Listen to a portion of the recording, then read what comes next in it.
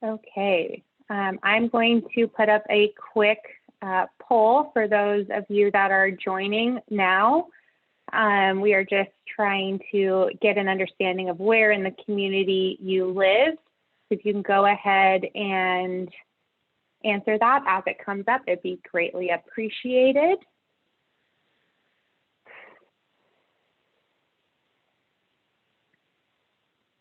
We will go ahead and get started in just a moment. We thank you again for your patience.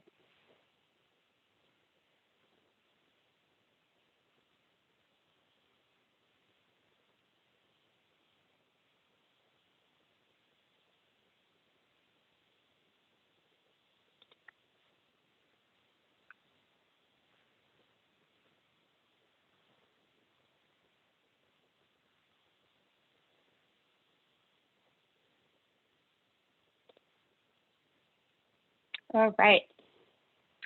Well, thank you all for joining me today or us today.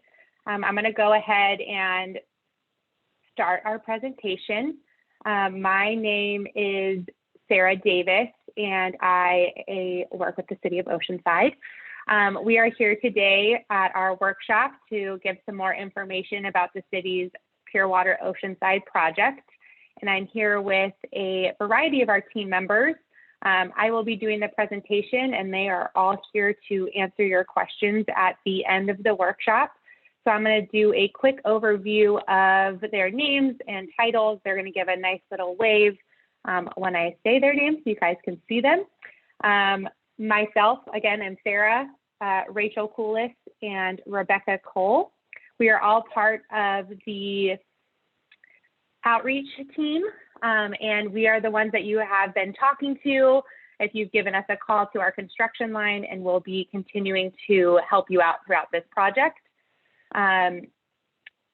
We also have Adam Hoke, who is our project manager for this project, as well as Lindsay Leahy, who is our city water engineer.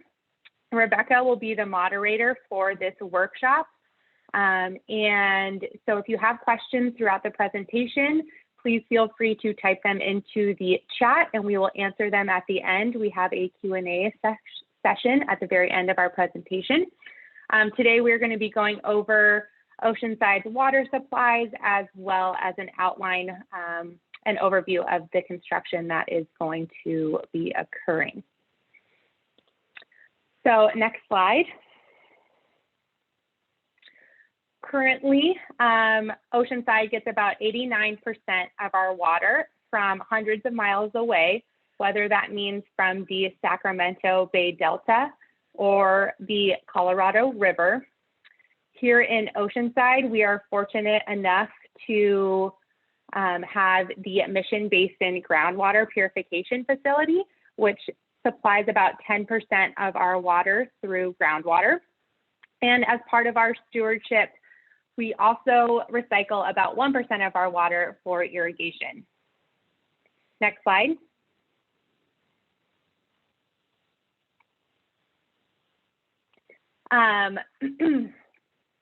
So like I just said, most of our water is imported from hundreds of miles away, about 90%. The city purchases our water from the region's wholesaler, the San Diego County Water Authority. So the cost of our water is largely out of the city's control because those imported water charges are set by another agency, and we have to pass those through to our customers. So as you might expect, it takes a lot of energy to transport that water to Southern California. And there's pumping and infrastructure needs that are needed in order to maintain the flow of water to our region. It is also very vulnerable to natural disasters like earthquakes and drought. And we are also taking water away from our environmentally sensitive ecosystems. Next slide. So our local Mission Basin aquifer currently supplies about 10% of our drinking water. Here is a really great video illusion of how the aquifer looks and how it's used in Oceanside. So a lot of questions come up about what an aquifer is. It's a naturally occurring geological formation. It's basically like an underground lake that stores water for the city to be used. So the city will pump water from our aquifer and treat it at our Mission Basin groundwater purification facility, and then distribute it to our customers. Over time, how the aquifer maintains its water is that water will percolate down into the basin. And over time, we expect that to continue to happen through rainwater. However, due to drought, it has not replenished the same way that we have expected. So as we deplete that groundwater, it puts our aquifer at risk for seawater intrusion. We've also seen some of the quality of our water decline over the years. Next slide. We treat wastewater here locally at our San Luis Rey Water Reclamation Facility, and we treat it to create recycled water. You might have also heard this referred to as reclaimed water or seen it throughout the community distributed through purple pipes. This water is used to irrigate parks, agriculture, golf courses, and landscaping. And we currently do this for about 1% of our water. The water that we are unable to distribute through recycled water is discharged into the ocean. So this is a very precious resource that we are essentially just throwing away back into our environment. Next slide. So I talked about a lot of challenges that we have with our local systems, but Oceanside has come up with a really great solution called Pure Water Oceanside, which is an advanced water purification project. It will use advanced technology to purify recycled water to create a new local source of high quality drinking water. So this project will diversify our water supply, reduce our reliance on imported water, improve our groundwater resources, and create a local and sustainable water source for Oceanside. Next slide.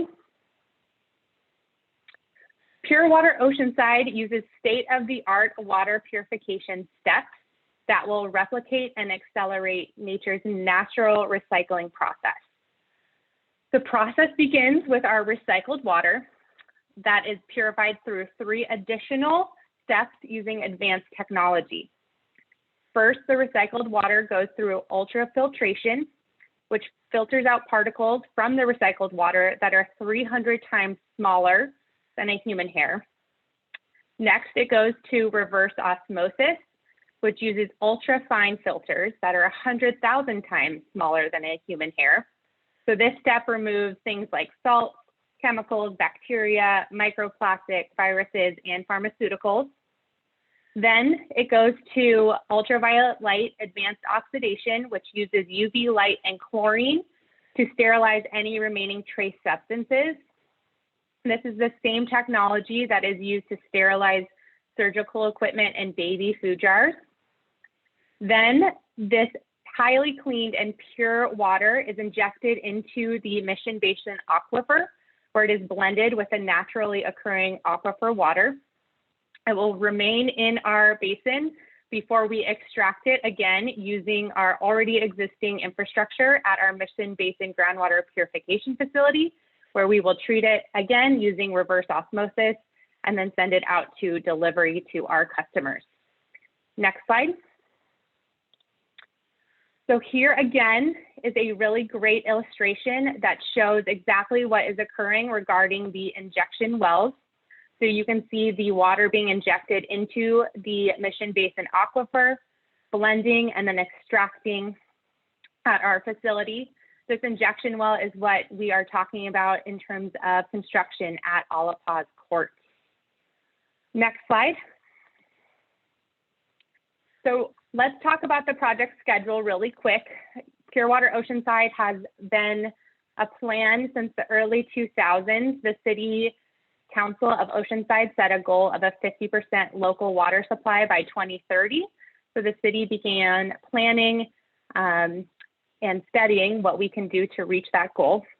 We are currently in phase 1 of this project, and after phase 2, we will be able to increase our local water supply to 56%. So it's really important to diversify your water supply availability, just like your own personal finances. It is important to not rely on one source of income or investment to make sure that you're not too dependent on one option. Next slide.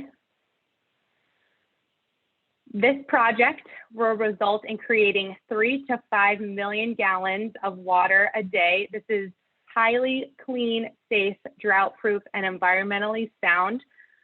The project will produce enough water to supply 30% of the city's water supply needs, which is a very big goal and exciting project for us. Next slide. The city considers Pure Water Oceanside to be a smart investment with cost competitive to imported water rates from the San Diego County Water Authority. It is also environmentally sound by enhancing our resiliency against drought and climate change, protecting environmentally sensitive ecosystems by reducing the amount of imported water. It decreases the amount of water we need to discharge into the ocean and uses about half of the energy that is needed to transport the water from hundreds of miles away, which also reduces greenhouse gas emissions. Next slide. Pure Water Oceanside and our recycled water system expansion will also allow Oceanside to have a 56% local supply reliability by 2030. This project will also improve our aquifers' quality and quantity of groundwater, which is a precious resource and is very unique to Oceanside. Next slide. So here I wanted to give an overview of the project construction. This is a map that is an online resource for everybody that you can see. It's a Google map and is interactive. If you go to our project website, purewateroceanside.org, and click on the construction page, you can find a link to this here. The project started at the very top at our San Luis Rey Water Reclamation Facility. We have gone through North River Road, down Douglas and Paula and Cocoa Palms, and we are now going to start working on Alipaz Court and Rio Vista. Next slide. This is a closer look since I know you guys are a smaller community, so we wanted to zoom in on your area. As you can see to the image on the right, the pipeline will go down Rio Vista and Alipaz Court. That is seen in blue. And then the injection well is that starred image. On the left-hand side, you can see a closer look of the injection well and the 16-foot sound walls that will surround that construction, which is outlined in orange. The construction for Alipaz regarding the injection well is expected to begin on Monday. That will start the installation of the 16-foot sound walls. During drilling, the injection site will be completely surrounded, again, as you can see by that orange outline, and sound levels are regularly documented to ensure that our contractor is staying within the city-approved sound requirements. There will be no parking signs placed on Alipaz this week. It might have started seeing them today or tomorrow to ensure that the sound walls can be installed safely on Monday. All driveways on Alipaz Court will be accessible during the entirety of construction. Next slide. Construction and drilling of the injection well on Alipaz Court is estimated to take about 10 weeks, and the timeline for the pipeline is still being developed. However, we do expect that the pipeline work and follow-up work for the injection well on Alipaz will take place intermittently in phases that will last for 9 months to a year. Regular working hours for both the injection well drilling as well as the pipeline are 8 a.m. to 4:30 p.m. Monday through Friday. There are elements of the injection well that will require 24/7 work, However, that is sparing throughout that 10-week construction timeline. The pipeline might also have some extended working hours and might occur also on Saturday to ensure that we are hitting our critical elements and to reduce the amount of time we are affecting our neighborhoods. Next slide. So really quickly, I wanted to go over the expectations for the injection well. I know sound is important for our residents, and we are mitigating that through the installation of sound walls, those 16-foot sound walls that will surround the entire injection well site. There will be lighting that is required during that 24/7 drilling process. And to help mitigate that, it will be inside that 16-foot and high sound walls. After construction is complete, the majority of the infrastructure is underground, so you will not see any of that construction. There will be some slight electrical cabinets that are above grade, but nothing in the middle of the street or in your way. And there's also no odor caused by this construction. Next slide. So we are going to answer any questions if anyone has that. On this slide right here is our contact information. Please feel free to give us a call or send us an email if any questions come up. You can also sign up for our e-newsletter, which we send out every couple of months with updates regarding the project. So I highly encourage you to do that as well. You can do that on our website, purewateroceanside.org, and there's a nice overview of what that website looks like on the slide as well. So I'm going to pass it over to Rebecca with any questions. Thank you, Sarah. Did a great job on the presentation. So we have our first question, and I think we just need a little clarification about the sound wall locations and if it's going into the sidewalk or the street. So Adam, would you address that? And then maybe could you go back, Rachel, to that graphic that shows the sound wall while Adam talks about that? Absolutely. So this is a pretty constrained construction site. And I don't know if anyone in this community has been over to Cocoa Palms to see what happens there. There's a lot of both construction equipment and then materials that have to be mobilized and equipped. And for that reason, we have to place the sound walls on the sidewalk for the duration of drilling of the injection wells. There's just not enough room for us to put those in the street. And we also have some utilities that have to cross the sidewalk, and it's an additional layer of protection for anyone who may be walking around the sidewalk. We do need to block it off for those 10 weeks. Okay. Another question is, and this is a good one, maybe for Lindsay. If the water is treated, why is it injected into the aquifer instead of being used as is? Yeah, that's a great question. So currently the state doesn't have regulations that allow for us to use the water directly into the distribution system. So we're required to have what's called an environmental buffer.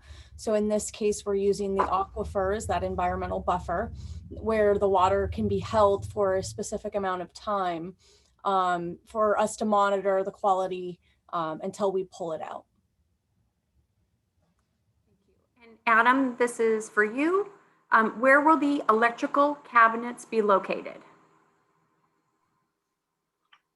We're actually currently working with the HOA to put the electrical cabinets behind the sidewalk. It is in that landscaping area that's behind there. We've been talking to a number of the community members over the last several years about doing that, and have additional budget in our construction contract to landscape that area afterwards to make it aesthetically pleasing and to bring it back into more of the character of the community.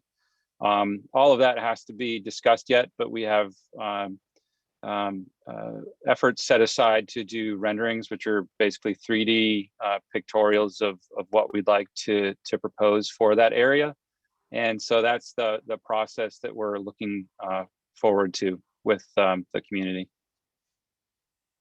Okay, very good. Adam, is it right around here, the landscaping?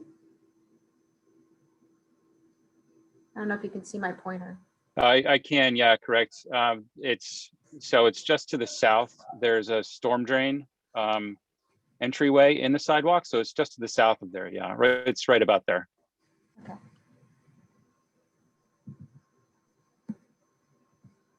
Thanks for pointing that out, Rachel.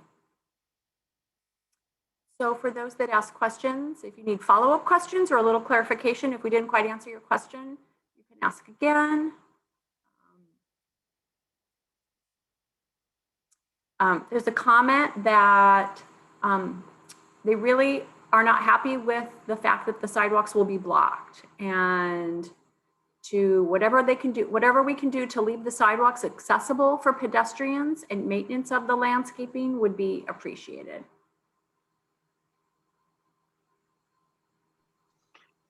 Yeah, we can go back and look at that with our contractor.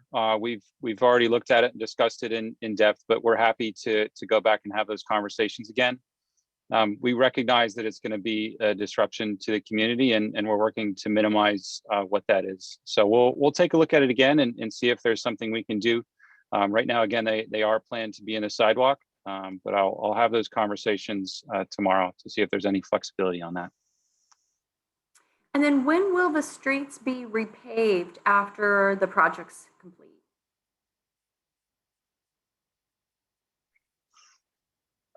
Good question. So street repaving typically happens all at once. There is both the pipeline construction and then the injection well drilling. And I also want to clarify that the injection well drilling is what's slated to take 10 months. I'm sorry, 10 weeks. 10 weeks. After that, yeah. After that, we have more construction. We have to come back in and construct the electrical infrastructure and also the below grade vault. So after we disturb all the paving that we're going to disturb and get subgrade back to where it's going to go, then we will permanently repave the streets. But between the time that we initially start digging for pipeline and then permanently repave the streets, there'll be what's called a cold patch or a temporary pave to get us to that kind of final destination. So that is a commitment, right? The Alipaz will be paved at the end of construction. So I think that's happy news. So since we have this slide up and the orange is the sound wall, the best that you can, Adam, can you delineate with Rachel moving her cursor and tell us which areas of the sidewalk on this cul-de-sac are going to be closed? Yeah, if you think of the sidewalk as kind of the white marker in the blown up version, where that white overlaps with the orange, that's the portion of the sidewalk that's currently slated to be closed. And just to clarify too, we are not closing any sidewalk that's in front of anyone's home. That is the portion of the cul-de-sac that there are no homes around. So all the homeowners that are on Alipaz will still have access to their front landscaping and access to that. It'll just be the very last part where there's no homes. And all driveways are accessible.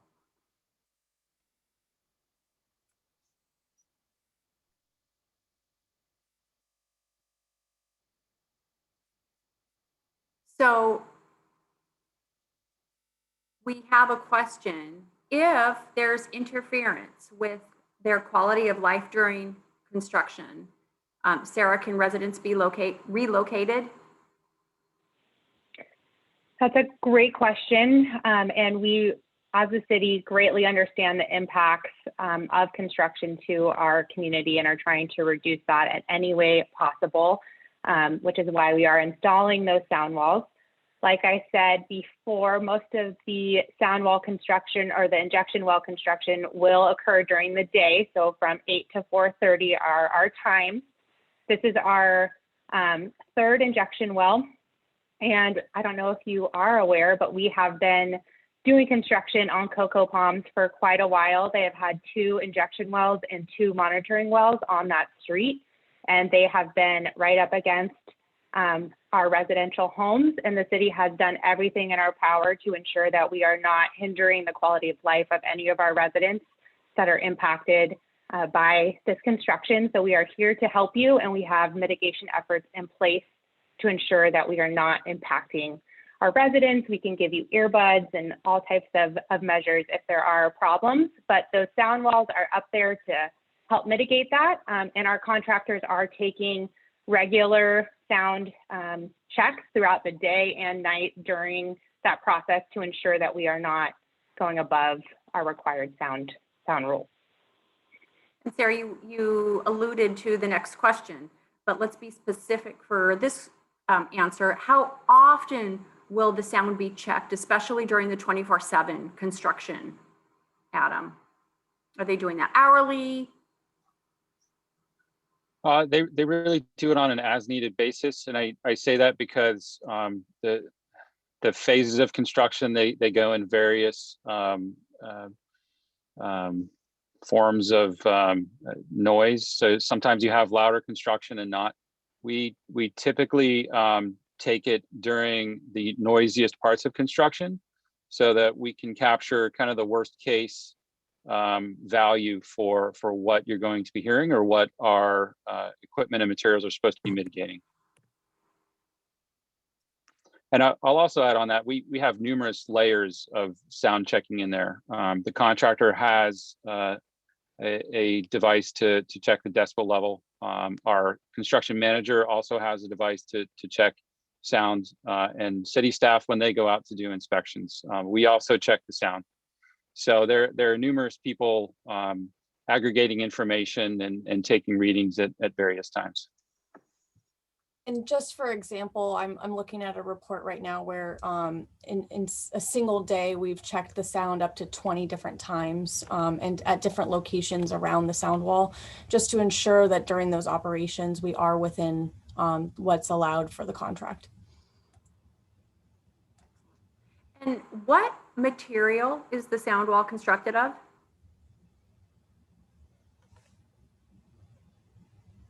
I don't know specifically. It's a heavy mat or blanket.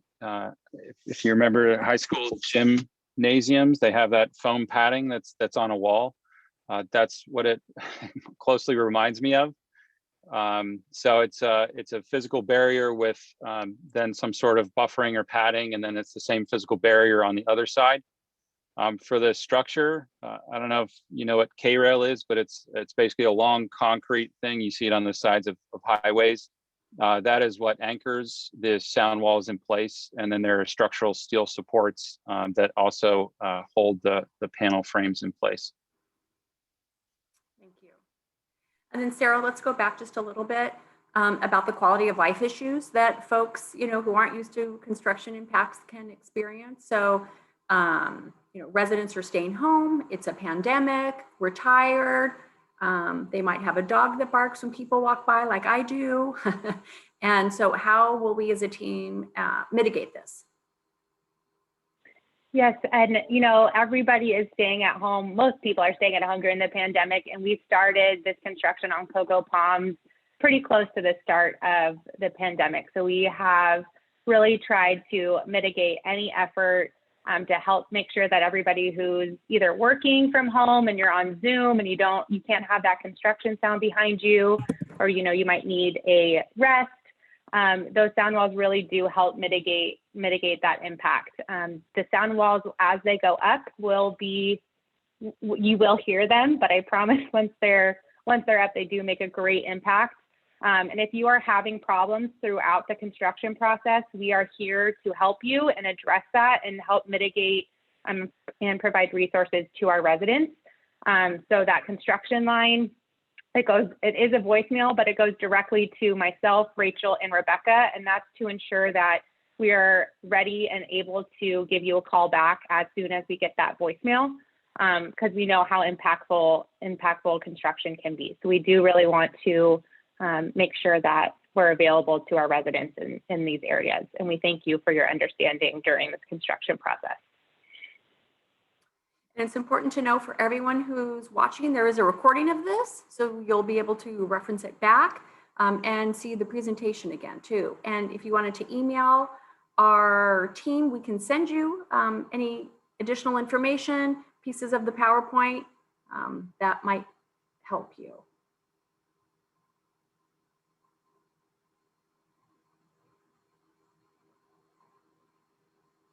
So I don't have any additional questions. Rachel, do you want to go to the last slide that had our information so people could, use their phone and take a picture of it?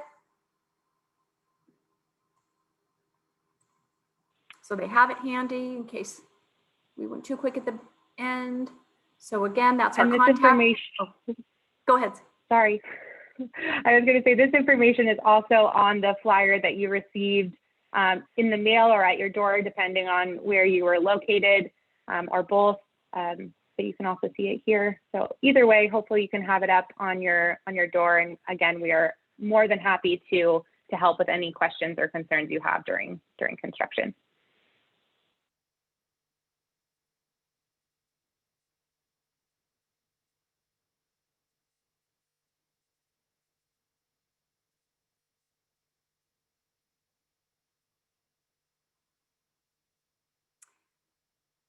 What future meetings will there be about this? This is the workshop that we have for this project. But if there are needs to have additional meetings, or you want to touch base with the project team, we are happy to do so. And we have done walkthroughs or met somebody on site if there are specific things that need to be addressed. So again, we will be updating you through that e-newsletter. So we do send those out quite a bit to make sure that everybody is up to speed. Those are also on our website. If you aren't able to get email or you missed one and you want to check the old ones, they are all available on our Pure Water Oceanside website. And then again, if you want an update or anything like that, you are more than happy to email or call us and we can provide that for you. And one additional question came in. It was about the update. So thanks, Sarah, because you talked about that. And when was Cocoa Palms originally scheduled to be complete with those wells, Adam? We are on schedule for Cocoa Palms. The drilling was scheduled to be completed by the 31st of this month for the injection wells.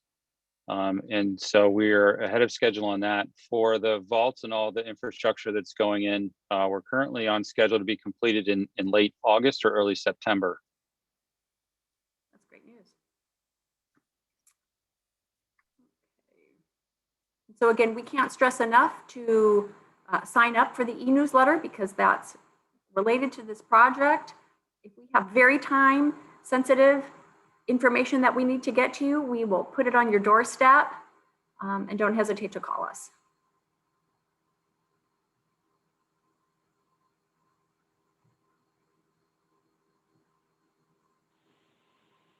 All right, well, thank you all so much for joining. And again, like Rebecca has said, this is recorded and will be posted on our website. If you signed up to register, you will also get a recording sent to you via email. Have a great night and evening, and reach out if you have any questions. Thanks. Oh, hold on. I think we had a question come in as I was ending. Right. I just didn't want to interrupt your flow. Just one. So Adam, can you elaborate just a bit? This resident heard from another neighbor adjacent to the end at Cocoa Palms that the work was supposed to actually be complete in the middle of January. Can you comment on that schedule? Sure. Yeah, I think there's some confusion between different work elements. We have two, and originally it was supposed to be 3 different contractors on Cocoa Palms, each performing a different function. Those 3 separate functions are the injection wells, that's 1, the monitoring wells, that's 2, and then the pipeline and the vault infrastructure. And so work that was supposed to be completed in January, I don't know specifics, but that could have been one of the injection wells, depending on when this resident or where this resident was living and talking about. There's also some information out there from field crews who know their specific part of the contract. And so I would say for the best information, it's purewateroceanside.org. That's where we maintain the global project schedule and all the outreach materials that take into account all the construction elements that we're doing. And then we had a final comment, which is a nice wrap up. Someone said, thanks for the update. And so thanks to all of you for making the time to listen and watch. Thank you. Bye.